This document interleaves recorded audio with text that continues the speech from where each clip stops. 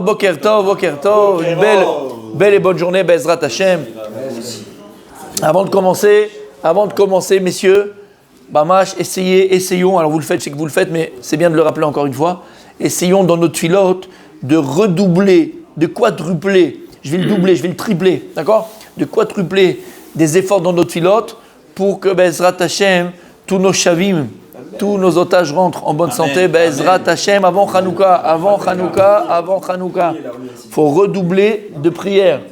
Ne croyez pas une seconde que la tefila, elle ne fait pas de fruits. Elle marche. D'accord? Il faut se sentir concerné, mamash, ressentir dans son corps leur douleur, leur souffrance et leur volonté de sortir du rocher vers la lumière, Bezrat Hashem.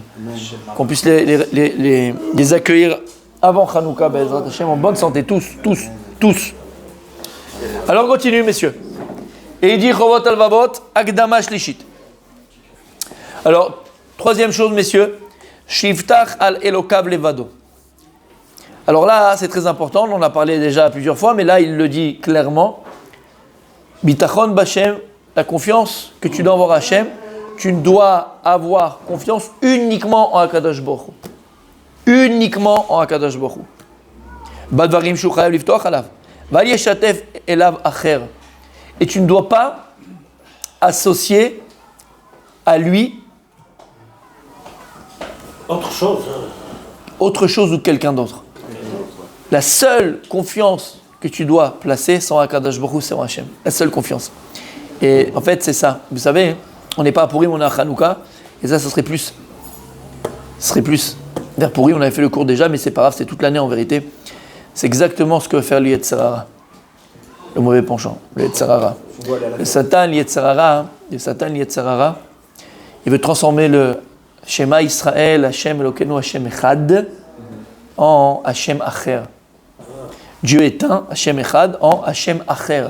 Dieu est voilà, Dieu est autre, un autre Dieu, Hashem Acher, un autre Dieu. Et d'ailleurs, c'est écrit dans la Torah Meforash. Mais l'autre Tishtachave, il est l'Acher. Il dit à Kadosh Baruch Hu, il vous a interdit de vous prosterner à un autre Dieu, à une autre divinité, El Acher. Et le combat du Satan, du Yetzer Hara, depuis la nuit des temps, et depuis la nuit des temps, c'est-à-dire depuis la guerre qu'il a menée avec Yaakov Avinu, dont on a parlé la semaine dernière, cette semaine, avant-hier, je ne sais plus quand, il n'y a pas très longtemps, où la guerre entre Yaakov et le malach de Esav, qui était le malach de Esav, l'ange de Esav, qui est le Yetzer Hara, le malach Hamavet, l'ange de la mort, l'homme et le penchant, c'est exactement ça. Le malach de Esav, il dit le Kliyakar, l'ange de Esav, il voulait rendre Yaakov hérétique, dans dire El Acher, il y a un autre Dieu. Et tout le travail du Satan, du Yetzer Hara, tout au long de ta vie, c'est de te faire croire que Yesh Hashem Acher, il y a un autre Dieu. Il y a un autre Dieu ou il n'y a pas de Dieu?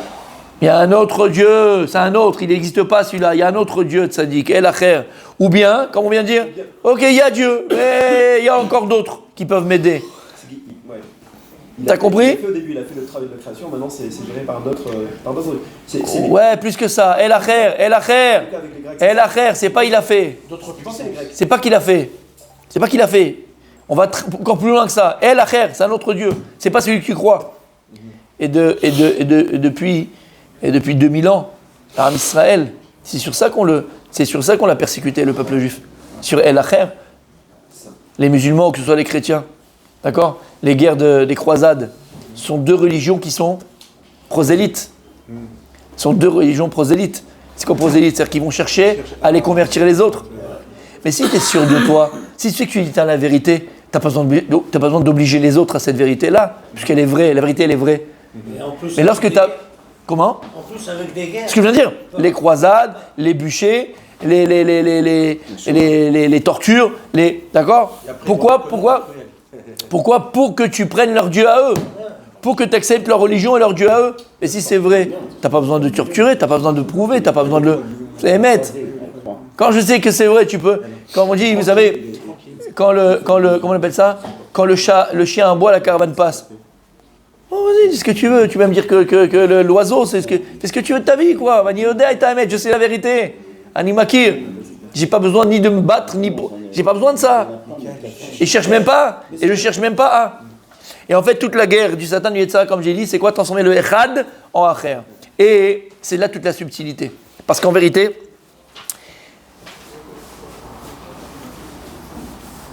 quelle différence y a-t-il entre Echad et Acher? Ah ben c'est le Kotz.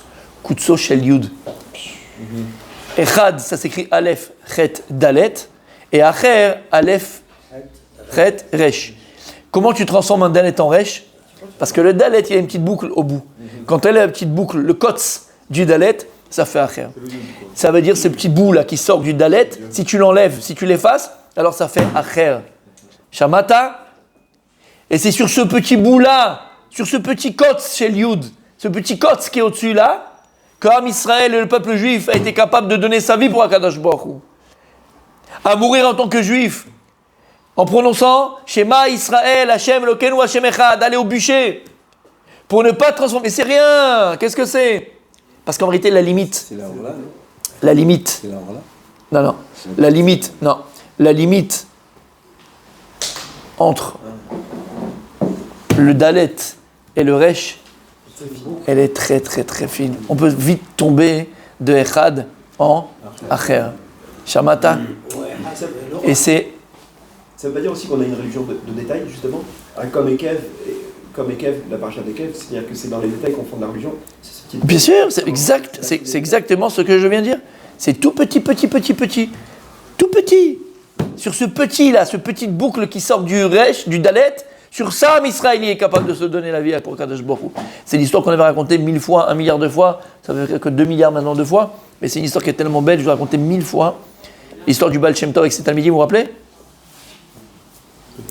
C'est amnésique ici, hein, c'est impressionnant. C'est Alzheimer avant le temps. Hein, Non, mais il y a... Alors allez consulter parce que là c'est grave. Non, il n'y a plus de place. Ah, plus de place, d'accord, c'est pour ça. Alors c'est tout petit à l'intérieur. C'est pas beaucoup. Bref, vous allez prendre une berline, hein. Bref. Mon sadique. L'histoire du Baal Shem Tov avec ses Talmidim, il y avait 2 élèves qui ont demandé au Baal Shem Tov, Rabbi, on veut se perfaire dans la Avodat Hashem, on veut avancer dans la Avodat Hashem, on veut se rapprocher d'Akadosh Baruch Hu, donne une Haïtza, donne-nous un conseil. Il a dit, ce Shabbat, vous allez passer Shabbat chez Rabbi Moïse. Chez Rabbi Moïse, il habite dans telle ville, il faut aller là-bas, passer Shabbat. Vous vous rappelez? Parfait. Bon, bref. Et donc, ils sont partis, bon, le Rabbi il a dit, la ville, tata, ils voyagent, ils arrivent loin, ils arrivent là-bas. Et quand ils arrivent là-bas, hein, ils demandent, on voudrait passer le Shabbat chez Rabbi Moshe, il habite où? Il n'y a pas de Rabbi Moshe dans cette ville. Tu te rappelles? Non. Ah, il n'y a pas de Rabbi Moshe dans cette ville.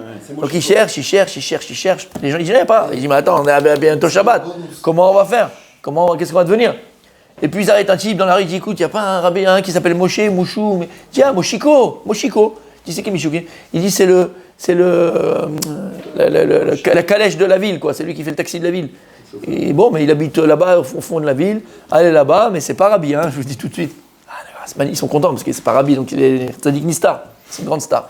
Et donc ils arrivent là-bas, tapent à la porte, et là, comme je vous ai dit 1000 fois, le type il ouvre, c'est un tonneau, il fait 14 tonnes. Un tonneau, il est énorme, non, il peut même pas marcher, il marche comme ça.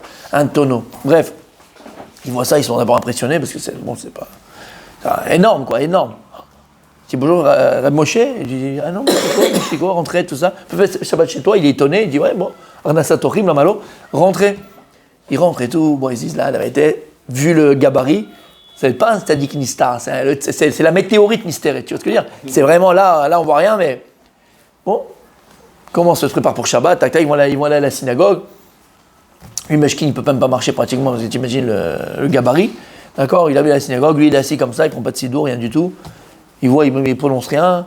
C'est bizarre quand même, c'est chaud quoi. Bon, peut-être qu'avec les cavanotes, il est dans la motte, il est autre part, il n'est pas avec nous. Ils rentrent à la maison, ils font qu'ils douchent, et il arrive à mettre la marmite. Une grosse marmite comme ça. Grosse, énorme la marmite. Il les sert, et lui il prend la marmite devant lui, il commence à manger dans la marmite, mais comme ça. Il regarde comme ça. Et il se dit, c'est pas possible. Il dit, là c'est chaud quand même. On s'est vraiment trompé d'adresse, ou trompé de ville, parce que là c'est chaud. Et l'autre, il y a son copain, il dit, mais t'as rien compris, il fait exprès pour pas qu'on sache que c'est celui et tout. Baal Shem Tov, il va pas se tromper le Baal Shem Tov, t'es un fou, toi. Bon, il regarde ça et tout, mais le gars, il est partout, il mange. La marmite. L'autre, il y a son copain, il dit, écoute, à mon avis, cette nuit, il va se réveiller, il doit avoir Eliyahu des malachim qui vont venir étudier avec lui. Nous, on dort pas de la nuit, d'accord? Il faut qu'on l'attrape. Et ils attendent toute la nuit comme ça. Et ils entendent ronfler. Les vies qui truquent, tout bouge comme ça, tu vois. Toute la nuit est passée, c'est l'heure de la tefila, ils sont défoncés. Ils sont massacrés. Si tu vois, je t'avais dit, c'est n'importe quoi. Ah, bah écoute, on attend que Shabbat se sorte, mais qu'est-ce que tu veux qu'on fasse? Ils vont à la synagogue, ils sont cassés. Lui, que pareil. Il arrive le midi, il leur donne machin dans l'assiette, et lui, il prend la marmite encore. Ils n'arrivent même pas à manger, les gars. Ils n'arrivent même pas à manger, ils n'arrivent plus. Et ils mangent. Autour d'avoir mincha, machin, ils ont compris qu'ils sont plantés, quoi. Plantés complètement. Ils attendent Motzei Shabbat, mais avec impatience pour partir. Ils font vite les petites affaires et tout ça. Ben, merci beaucoup, Moshiko, c'était vraiment très sympa et tout ça, on va partir et tout. Et un, il dit à l'autre, écoute, si on est venu Gvar, on est venu Shabbat et tout, à Kol Mina Shamay. Mais dis-lui, c'est pas le cholestérol qui va avoir le mec. Regarde comment il fait, regarde comment il mange, Puis on veut lui dire quelque chose pour sa santé, quoi. C'est pas possible. Je dis non, j'ai honte, dis-lui toi. Je dis écoute, avant de partir, on peut te dire un truc. Il dit bien sûr. Je dis écoute, Rabbi, on est venu machin et tout ça. Dis-moi, tu manges comme un sanglier, quoi. Tu manges comme un. Faut arrêter un petit peu, ta santé, tu sais, pas pense. Quand il entend ça, il dit venez 2 minutes 30, asseyez-vous. Il dit fais-toi. Et il leur dit, vous savez, mon métier c'est cocher. Et en fait, mon père, il était cocher aussi dans cette ville et j'ai repris le travail de mon père. Je vais vous raconter une histoire. Quand mon père, il partait, souvent il me prenait avec lui dans son travail. Et une fois, j'avais 6 ans. Mon père, il m'a pris avec lui. On l'a fait comme ça, il est parti d'une ville, il devait amener quelqu'un dans une autre ville. Et sur le retour, au milieu de la route, il y a des brigands, des types qui étaient là, des non-juifs. Ils se sont mis sur le bas de la route et ils ont fait sortir mon père. Moi, j'étais tout petit. Ils ont pris une croix et ils l'ont plantée par terre. Ils l'ont dit, regarde, toi le juif, tu vas te prosterner à notre croix, tu vas dire que le truc c'est lui, le Dieu, c'est machin, allez prosterne-toi. Et mon père, il a dit, mais je ferai rien du tout. Shema, Israël, Shem Echad. Hashem, Lokenu, Hashem Echad. Et je voyais mon père, et ils ont commencé à le frapper. Il a dit, je ne me prosternerai pas, faites ce que vous voulez, je ne me prosternerai pas. Il dit, écoute, ne nous oblige pas à te tuer, prosterne-toi. Mon père, il répétait, Shema, Israël, Hashem, Lokenu, Hashem Echad. Dis que notre truc c'est lui le Dieu, dis que c'est notre Dieu. Rien à faire. Il dit, regarde, si tu ne te prosternes pas devant la croix, on te prend, t'attache à l'arbre, on te brûle devant ton fils. Et mon père, il a dit, Shema Israël, Hashem Elokeinu, Hashem Echad, faites de moi ce que vous voulez, jamais je prosternerai, jamais je dirai des bêtises. Ils ont pris mon père devant moi, ils l'ont attaché à l'arbre, et ils l'ont mis le feu, et ils l'ont brûlé. Il a dit, mon père, il était tout mince. Le feu de son korban, le feu de son sacrifice, il a duré pas longtemps. J'avais 6 ans, et j'ai dit à Kadosh Baruch Hu, Hashem, si moi un jour je vais devoir donner ma vie pour toi, Kadosh Baruch Hu, je veux que le feu de mon korban, il dure longtemps. Voilà pourquoi je mange longtemps. Voilà pourquoi le Baal Shem Tov, il les a amenés là-bas. Voilà c'est quoi Am Israël. Pour Hashem Elokeinu, Hashem Echad. On a été capable de donner sa vie pour Kadosh Baruch Hu, pour la vérité. Qu'est-ce qu'ils veulent changer? Hashem Acher. Et il y a une Gemara dans Mesat Yoma. Yoma? Non, Menachot. Pourquoi tu vois? Pour réviser. La Gemara est dans Menachot. La Gemara dans Menachot, elle ramène là-bas, et elle parle que lorsqu'une mouche, Rabbi Meir il disait, c'est Rabbi Meir, lorsqu'une mouche elle vient, et il dit à Rabbi Meir que le sofer il doit faire très attention à quoi? Au zvouv. Et que la zvouv, quand il écrit, fait attention que quand il écrit, que le zvouv il vient pas se poser sur le dalet, sur l'angle, quand il écrit dalet, et que ça change en echad, et ça change en quoi? En acher.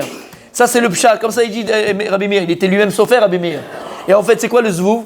Le zvouv dans la Torah c'est quoi? C'est le Satan, c'est Yetzer Hara. Il dit le Kliyaka, pourquoi est-ce que le Satan, Yetzer Hara, le mauvais penchant, il est comparé au zvouv? Il est comparé à la mouche ou à l'insecte, parce que la mouche ou l'insecte ne peut pas pénétrer là où c'est chalak. Il ne peut pas. Qu'est-ce qu'il cherche la mouche? Qu'est-ce qu'elle cherche? Une petite ouverture. Dès qu'elle trouve l'ouverture, là elle pénètre. Le Yetzer Hara, c'est ce qu'il fait. Il va créer en toi une petite ouverture, un petit côte, un petit bout, un petit truc insignifiant. Quelque chose de c'est rien. Tu vas dire, bon ça va, c'est bon, c'est pas grave. Je vous ai dit, dès que dans ta tête, il y a quelque chose et qui te dit, bon ça va, c'est pas grave, sache que c'est très grave. Parce que c'est la porte et c'est la petite ouverture que tu laisses au Satan, au Yetzer Hara. T'es en vacances, et là tu dis, bon ça va, c'est pas grave, moi juste manger du poisson. T'as compris? C'est la petite ouverture que tu laisses au Satan, au Yetzer Hara. Et après c'est la plage mix, après c'est le machin, après c'est le truc, après c'est nos limites. Donc c'est pour ça qu'il est comparé à un zvouv, à un insecte. L'insecte il cherche toujours la petite ouverture. Il va pas aller sur du gros. T'as compris ce que ça veut dire? Et c'est ça en vérité. El Acher. Et c'est ça qui est écrit. C'est ça qui est écrit dans Bereshit. Dans Bereshit, messieurs, il y a écrit lorsque Adam Arishon, lorsque la terre elle a été maudite par Akadosh Baruch Hu, il y a écrit Kotz vedardar tatzmiach lach. Hachem il a dit à Adam Arishon, alors maintenant la terre elle va faire pousser kotz, des épines, et dardar, et de la mauvaise herbe. Tatzmiach lach. Kotz vedardar. C'est quoi le kotz? Rappelez-vous le cours qu'on a fait sur Purim. Kotz, c'est le kutso. C'est le kutso du Dalet. Kotz vedardar. C'est quoi Kotz vedardar? C'est ce qui est écrit dans Parashat Beshalach. Qui melchemet Hashem ba'amalek midordor. Dordor, il écrit sans vav là-bas. C'est midardar. C'est quoi midardar? C'est midordor. Parce qu'en vérité, c'est ça qu'il veut faire Amalek. Amalek, il pénètre, il te donne un safek, il te met un doute, et de ce doute-là, il va faire un trou noir. C'est quoi un trou noir? Le trou noir, c'est quelque chose qui t'aspire. La masse, elle est tellement forte qu'il y a la place pour rien. Même la lumière, elle est aspirée. Le trou noir, il est capable d'aspirer la lumière tellement que sa masse, elle est grande. Eh bien, c'est pareil. Le trou noir, c'est le Satan, c'est le Yetzirah, c'est Amalek. Il va te créer un trou noir. Et il va attirer doucement. Et il va te pomper toute la lumière de la Torah, toute la lumière de la spiritualité, toute la doucha qui est en toi. Comment ça a commencé? Tout petite permission, tout petit écart que tu as fait. Tu as changé le Echad en Acher. Et Echad en Acher, c'est pas simplement l'histoire qu'on a racontée, que tu vas te prosterner à la croix. Echad et Acher, c'est à chaque fois que tu fais un petit écart vis-à-vis d'Akadosh Baruch Hu. Et cet écart, le plus voyant, le plus marquant, il est dans le bitachon et la foi que tu dois avoir à Akadosh Baruch Hu, en l'assurance que tu auras à Akadosh Baruch Hu. Lorsque maintenant tu n'as pas 100% confiance en Hachem, alors tu laisses la place à quoi? À Acher. À Acher. Et dit donc le Chovot Halvavot, un juif, une personne, elle se doit d'avoir foi et confiance uniquement en Akadosh Baruch Hu. Ve'alishatev elav acher. Klomar shelo yiftar gam al Hashem et gam al echad aburim. Ne crois pas en Dieu et aussi aux hommes. Bon, il y a Dieu, mais je vais essayer de. Qui basé shu meshatev elav et mishu acher. Parce que si maintenant tu vas associer quelqu'un d'autre à la confiance que tu vas mettre en Dieu, ou me'abed et bitrono al elokam, automatiquement ça va t'amener à ne plus avoir foi et confiance en Akadosh Baruch Hu. Ukvar yadou alecha ma shenemar etzel Asa melech besha shesamar al harufim. Il y a écrit au niveau de Asa dans Divrei Yamim, Asa, quand lui il s'est reposé sur les docteurs. Vegam becholio lo darash et Hashem ki barufim. Quand il est tombé malade, il y a écrit dans Divrei Yamim, il n'a pas demandé Hashem, il a demandé les docteurs. Shenenash alzel amrot chasiduto. Asa c'était un melech tzaddik, mais il a été néanash, il a été corrigé à cause de ça, puisqu'il a mis aussi sa foi dans les docteurs et pas en Akadosh Baruch Hu. Et puis, plus il mettait la foi dans les docteurs, plus il perdait sa foi en Hachem.